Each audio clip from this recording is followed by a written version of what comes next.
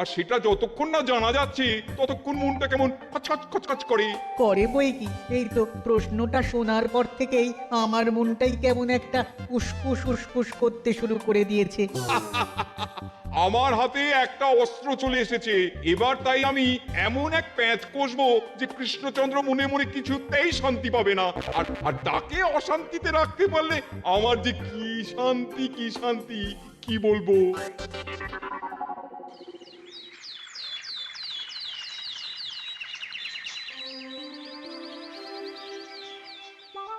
কি যে বলি, মানে এমন আমন্ত্রণ পেলে তো আর না বলা যায় না। যে আমন্ত্রণ পত্র পেয়ে আপনি এত উল্লসিত আনন্দিত, সেই আমন্ত্রণ পত্র কার মহারাজ? আমার অনুমান এই পত্র নিশ্চয়ই নবাবের। তোমার অনুমান একেবারে সঠিক, রাজ্যতীষী। উমা, তাই বুঝি আপনি এত খুশি?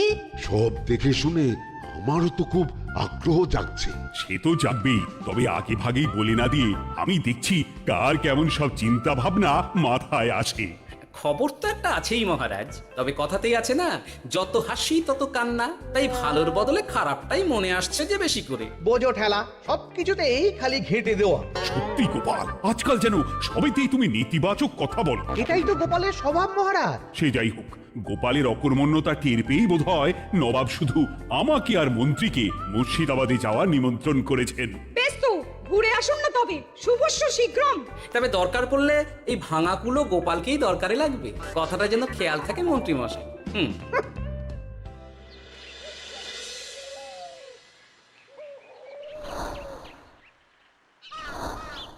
খেয়াল করেছো গিন্নি, আজকাল আমি কেমন কথায় কথায় গোপালকে চুপ করিয়ে দিচ্ছি।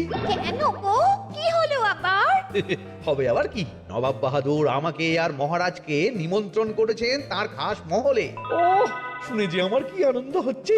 ও তাহলে এই ব্যাপার। আস্তে গিন্নি আস্তে, নবাবের ধন সম্পদ দেখার শখ মহারাজের অনেক দিনে। আমি শুনেছি নবাবের ওই খাস মহলের ভেতরেই নবাবের গুপ্ত কক্ষ আছে, যেখানে নবাব হীরা জহরত এসব রাখেন। একা তো সেখানে যাওয়া যাবে না, তাই এই মহারাজকে নিয়ে তুমি মুর্শিদাবাদে যাবে? যাবো তাই নয়, নবাবের গুণকীর্তন করে তার মেজাজ এমন ভালো করব যে নবাব সেখান থেকে কিছু দান খয়রাত করে ফেলবেন আমাকে। নাকি? তবে না তো কি, গোপাল তো খেতে পাবেই না, গন্ধও শুঁকতে পারবে না। তুমি তো বারবার চেষ্টা করো গোপালকে সরিয়ে দিয়ে বাজিমাত করতে, কিন্তু শেষ পর্যন্ত চিৎপাত হয়ে যাও। গোপালই তো তখন উদ্ধার করে, সেটা তোমার খেয়াল আছে তো? আমার মাঝে মাঝে সন্দেহ হয় গিন্নি, তুমি তলায় তলায় দল বদল করে গোপালের দলে চলে যাওনি তো?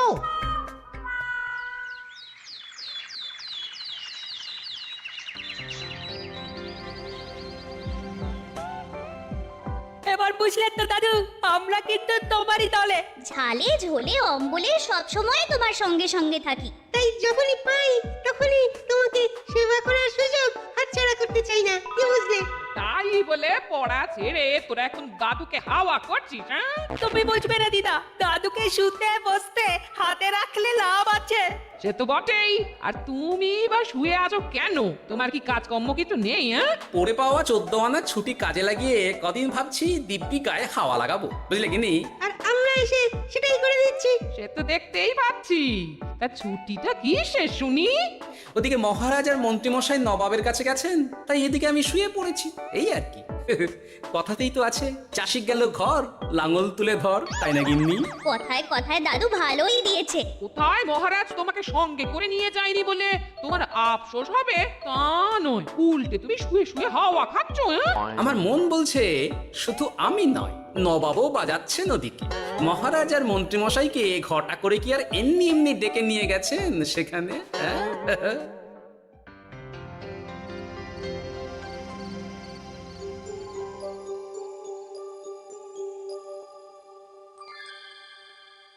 ডেকে নিয়ে এসে নবাব যে ঠিক কি করতে চাইছেন সেটাই তো বুঝতে পারছি না। কত বোঝার কি আছে মহারাজ, খাবো শোবো আর গুপ্ত কক্ষে ঢুকে নবাবের সঞ্চয় দেখবো, তাহলেই তো হবে।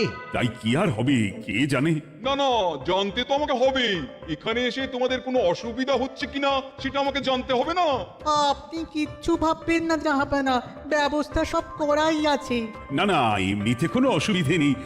তবে একটা অস্বস্তি হচ্ছে বটে। আসলে মহারাজ বোধহয় মনে মনে ভাবছেন নবাব বাহাদুর নিশ্চয়ই তাকে ডেকে এনেছেন তার গুপ্ত কক্ষে কত মণিমাণিক্য ধন সম্পদ আছে সেটা দেখানোর জন্য। তাই নাকি? মানে এখানকার হিরে সেখানকার চুনি, অমুক দেশের পান্না তমুক দেশের মুক্ত। শুধু কি তাই, আরো কত কি। হ্যাঁ হ্যাঁ, সেগুলো যতক্ষণ না দেখতে পাচ্ছেন ততক্ষণ মহারাজ ঠিক স্বস্তি পাচ্ছেন না। এই যে কৃষ্ণচন্দ্রের যে আমার ধন সম্পদ দেখার প্রবল ইচ্ছে আছে সেটা আমার ভালো মতোই জানা আছে। তবে সবাইকে তো সবটা দেখাতে নেই, আর সবার জন্য সবটাও নয়, তাই না? তাই কি জাহাপনা? তাই গুপ্ত কক্ষের ভেতরে কি আছে সেটা না হয় না দেখাই থাক। না না, তোমরা বরং খানা পিনা করো গিয়ে, হ্যাঁ বিশ্রাম নাও, উচিত তোমাদের খেয়াল রাখবে, কেমন? এই রে, এটা কি হলো? কি আবার হবে? তোমার পাল্লায় পড়ে মান সম্মান সব গেল। এর থেকে আমার কৃষ্ণনগরই ভালো।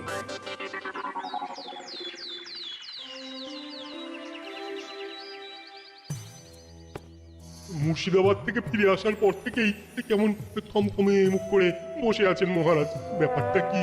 খাতির যত্ন কেমন হলো মহারাজ? কোনো ত্রুটি ছিল নাকি? না না, তেমন কিছু নয়। তবে যে উদ্দেশ্যে নবাবের কাছে যাওয়া সেটাই তো সফল হলো না। গুপ্ত কক্ষে ঠিক কি কি ছিল সেটাই তো জানা হলো না, তাই না মহারাজ? উদ্দেশ্যটা আসলে কার ছিল সেটা আমি এখন ঠিক বুঝতে পারছি। তোমাকে আর সাফাই দিতে হবে না। সেই বুঝবেন, তবে দেরিতে বুঝবেন। কি আর করা যাবে, ফলে যা হওয়ার তাই হবে। না না, তাই বলে নবাব যেভাবে তার গুপ্ত কক্ষে ঢুকতে না দিয়ে আমাকে অপমান করেছেন সেটা আমি মোটেই মেনে নিতে পারছি না। মহারাজের এই অপমানের শোধ তুলতে পারে একমাত্র গোপাল, আমি নিশ্চিত। ঠিক বলেছেন, গোপাল যদি দেয় কোনো চাল তাহলেই নবাব হবেন নকল। না না, এর মধ্যে গোপালের ঢোকার কোনো দরকার নেই। এটা মহারাজ আর নবাবের ব্যাপার। তুমি চুপ করো।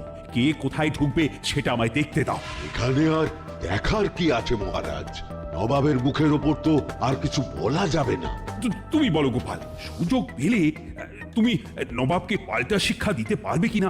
সুযোগ পাওয়া যায় না মহারাজ, সুযোগ তৈরি করে নিতে হয়। তাই আমি সুযোগ তৈরিও করব আর তার সদ্ব্যবহার করব। আর এটাও বলে রাখছি, নবাবকে নাকাল করে সুদে আসলে আপনার অপমানের বদলা নিয়ে তবে ছাড়ব।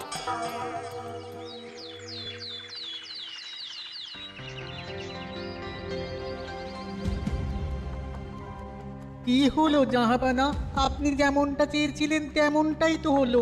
মহারাজ কৃষ্ণচন্দ্র মনের কথা মনেই চেপে রেখে মুখ চুন করে পালালো, তারপরেও আপনার মন ভালো নেই? না না হুজির, ঠিক জমলো না। তার উপর আবার এই বেনামি পত্র। সে কি, মহারাজ কৃষ্ণচন্দ্রকে অপমান করে তাড়িয়ে দেওয়ার পরেও জমলো না? হ্যাঁ, আর কোন পত্রের কথা বলছেন জাহাপানা? কে পাঠিয়েছে, কোথা থেকে পাঠিয়েছে কিছুই বুঝতে পারছি না। তবে দু চার কথা যা লেখা আছে এতে, তাতেই তো চোখ কপালে উঠেছে। আমার খাস মহলের ব্যবস্থাপনায় নাকি ত্রুটি আছে, অতিথি আপ্যায়নে বিস্তর গলদ। সেটা আবার 5 কান? এই না মানে 1 কান হলো কি করে? কানাকানি হোক বা না হোক, জানাজানি হতে কিন্তু দেরি নেই। নাও খালা সামলাও, এদিকে গোপালও এসে হাজির। এমনি এমনি কি আর এসেছি জাহাপানা? আসলে মহারাজ এসে আপনার খাস মহলে ছিলেন বটে, তবে যে শয্যায় মহারাজকে শুতে দেওয়া হয়েছিল সেটা ছিল অসমান আর শক্ত। তাই আমি ছুটে এসেছি আপনার এইরকম নিম্নমানের সামগ্রী আর ব্যবস্থাপনা দেখার জন্য। এখানে আবার দেখার কি আছে? সবাই তো জানে নবাবের ধন সম্পদের কথা, এবার না হয় আমি নবাবের দৈন্য দশার কথা জানাবো সবাইকে। এইসব কি হচ্ছে কিছুই তো বুঝতে পারছি না। প্রথমে এই পত্র, তারপর গোপালের অভিযোগ এই মাত্র। না না না, এই রকম হতেই পারে না। কি হতে পারে না জাহাপানা? আমার শয্যায় কোনো গলদ নেই, আর এটা শুধু তুমি চোখেই দেখবে না, একবার শুয়েও দেখবে। আজ রাতটা তুমি আমার খাস মহলেই কাটাবে, আর ওই শয্যাতেই শোবে। হ্যাঁ, এই রকম করবেন না জাহাপানা, গোপালকে বিশ্বাস নেই, কখন যে কি করে ফেলবে তখন দেখবেন মাথা চাপড়াতে হবে। তবে এটাও শুনে রাখো গোপাল, যে গুপ্ত কক্ষ আছে যেখানে হিরে জহরাত প্রসাধনী সামগ্রী ইত্যাদি প্রভৃতি রাখা আছে, তার দরজা কিন্তু কোনো মতেই খুলবে না। সত্যি কথা বলতে কি, সেই গুপ্তকক্ষ দেখার স্বাদ আমারও ছিল বটে, তবে কি আর করা যাবে, নবাব যেমন বলবেন সেটাই মেনে নিতে হবে। তবে মনটা আনচান করবে, এই আর কি। যাক, গোপালের মনের মধ্যেও অস্বস্তি ঢুকিয়ে দেওয়া গেছে তাহলে। বাবা, ছুঁচ হয়ে ঢোকার সুযোগ পেয়েছি, এবার ফাল হয়ে বেরোবো।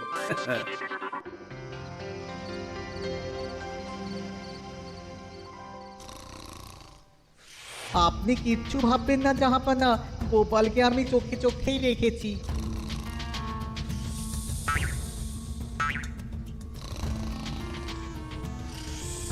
কিন্তু দেখে তো মনে হচ্ছে গোপালের শুতে কোনো অসুবিধা হচ্ছে। তা কি করে হয় জাহাপানা? অবশ্য কায়দা করে গোপালের মনে যে গুপ্ত কক্ষের ভাবনা ঢুকিয়ে দিয়েছেন। হতে পারে তার জন্যই সে আনচান করছে।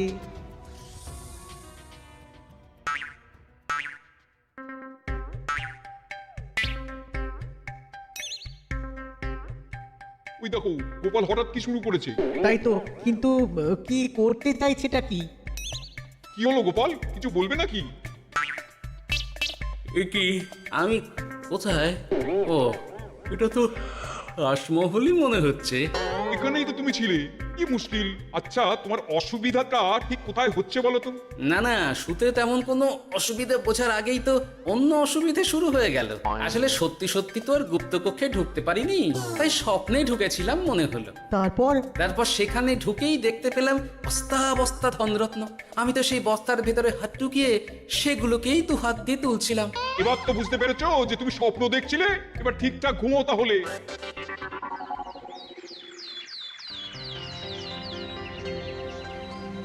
কাল রাতে গোপাল আচ্ছা ঝামেলায় ফেলেছিল। কবে ফেলে না জাহাপানা? আমাকে নিয়েই আলোচনা চলছে মনে হচ্ছে। ভুল কিছু মনে হয়নি। সে যাই হোক, এখন বলো দেখি খাস মহলের সজ্জাটা কেমন ছিল কাল রাতে? সে আর কি করে বলি জাহাপনা, স্বপ্ন দেখার চক্করে ঘুমের দিকে তেমন মন দিতে পারিনি যে। গোপাল মানেই গোলমাল, আবার বাহানা দিতে শুরু করেছে। তাই বলছিলাম কি, আর এক রাত না ঘুমোলে ঠিক মতো বলতে পারবো না। বেশ তো, আর এক রাত থাকো না হয়, তবে আমারও একটা শর্ত আছে। আগের রাতে তুমি স্বপ্নের ঘরে যা কাণ্ড ঘটিয়েছো না, তাতে জাহাপানা খুব বিরক্ত, বুঝতে পারছো নিশ্চয়ই? বুঝেছি তো, তবে যে কোনো শর্তেই আমি খাস মহলে শুতে রাজি।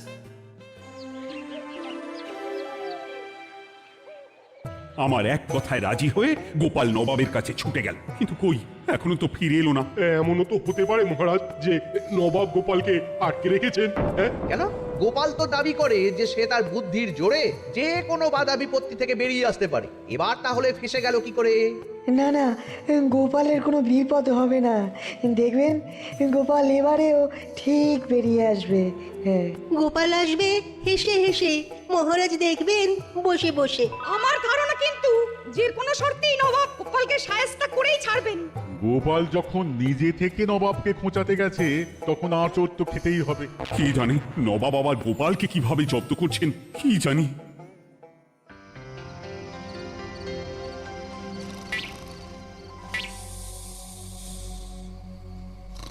ব্যবস্থাপনায় কোনো ত্রুটি নেই জাহাপানা, তবে আজ গোপালকে না আচ্ছা জব্দ করা হয়েছে জাহাপানা। গোপালকে আজ আর বালিশ দেওয়া হয়নি। এমনটাই তো নির্দেশ দিয়েছিলাম। দেখি আজ মনে হচ্ছে গোপাল বিশেষ ক্যাম্পও করতে পারবে না। কিন্তু এ কি, গোপাল যে আবার উসখুস করছে। তাই তো দেখছি। এক্ষুনি গোপালকে ঘুম থেকে ডেকে তুলে দিতে হবে, না হলে আজ আবার একটা অনিষ্ট করবে। না না, আজ আর কিছুই করতে পারবে না, বালিশই তো নেই।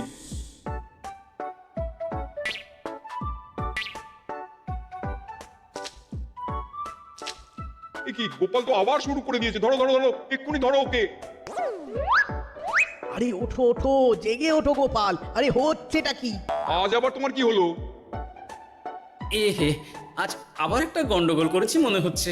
গন্ডগোল বলে গন্ডগোল, জল ছড়িয়ে কি অবস্থা করেছো দেখো। আমার কোনো দোষ নেই, কিন্তু সেই আবার গুপ্তকক্ষের স্বপ্ন এলো আর গোলমাল হয়ে গেল। আজ আবার কেমন স্বপ্ন এলো? গুপ্তকক্ষের যেদিকে আরব আর পারস্য দেশের আতরের সম্ভার ছিল, স্বপ্নে সেই দিকে ঘুরছিলাম আজ। সেগুলো ছড়িয়ে ছড়িয়ে দেখতে দেখতেই স্বপ্ন ভেঙে গেল। ওকে দাঁড়াও, কাল সকালই তোমার ব্যবস্থা হচ্ছে।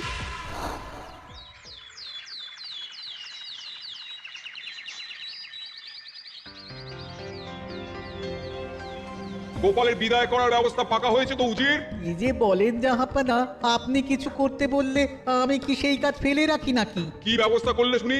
তোমার তো আবার 18 মাসে বছর। এবারে আর সেটা বলতে পারবেন না। ঘোড়ার পিঠে চেপে এতক্ষণে হয়তো গোপাল কৃষ্ণনগরে পৌঁছেও গেছে। আচ্ছা, আপদ বিদেয় হয়েছে তাহলে। সর্বনাশ হয়ে গেছে জাহাপানা। আবার কি হলো? গোপাল তো ওই খাসমহল ছেড়ে যায়নি, উল্টে কোথা থেকে একটা ওই ঢেঁড়া জোগাড় করে এনে ওই সবকিছু ঘেঁটে দেওয়ার চেষ্টা করছে। বোঝো খেলা, এবারে নবাবই দেখুক কি করে সামলাবে।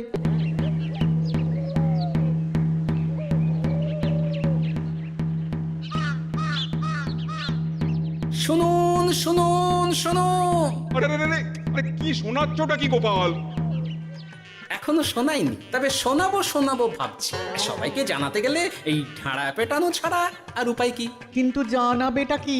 এই যে নবাব যে অতিথিদের ডেকে এনে তাদের নিশ্চিন্তে ঘুমোতে দেওয়ার ব্যবস্থা করতে পারেন না, এটা তো সবার জানা দরকার। কি বিপদ! না না না না, এই বদনাম নিয়ে আমি গোপালকে কোথাও যেতে দেবো না। তাহলে কি করতে হবে জাহাপানা? আজ ও রাতে গোপাল খাস মহলে শোবে। এই তো এবার পড়েছেন গোপালের জালে।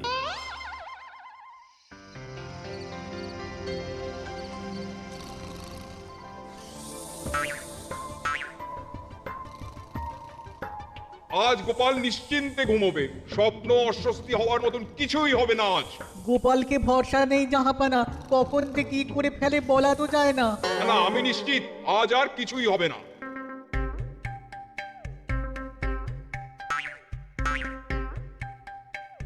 হবে না বলতে বলতেই হতে শুরু করেছে জাহাপানা। আরে ওকে গিয়ে চেপে ধরো এক্ষুনি। ঘুমের ঘোরে আবার কি করছো গোপাল? এবার আবার কি হয়েছে? আবার কি স্বপ্ন দেখছিলে নাকি? কি মুশকিল হলো বলুন তো দেখি। গুপ্ত কক্ষে ঢুকতে পারিনি, কিন্তু তার স্বপ্ন দেখা তো থামছে না। তার মানে? আজ স্বপ্নে দেখছিলাম গুপ্ত কক্ষের একদিকে দামি দামি রেশমি কাপড়, মসলিনের বিপুল সম্ভার, ওই সেগুলোই টেনে টেনে দেখছিলাম আর কি। তাই বলে পর্দা ধরে টানাটানি করতে হবে? ওই দেখুন, ওগুলোকেই তো মসলিন ভাবলাম। না না না না, এবার আমি মনে মনে স্থির করে ফেলেছি এই ঝামেলা থেকে বেরোবার একটাই উপায়, আর সেটাই এবার আমি করব।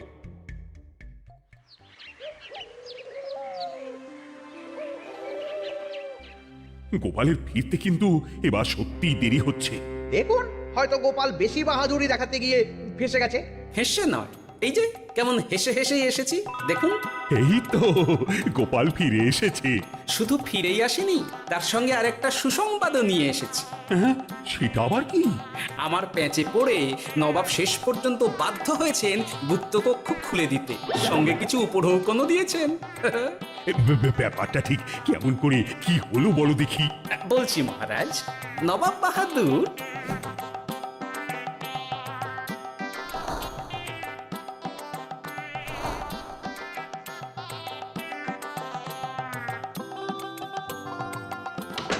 এসো গোপাল, তোমার জন্য আমি গুপ্ত কক্ষের দরজা খুলেই দিলাম। তবে খবরদার, আবার উল্টো পাল্টা স্বপ্ন দেখে ঘুম নষ্ট হওয়ার বাহানা দেবে না। আর কৃষ্ণচন্দ্রকে গিয়ে বলবে তারও আর গুপ্ত কক্ষ দেখতে আসার কোনো বাধা নেই। আর একটা কথা,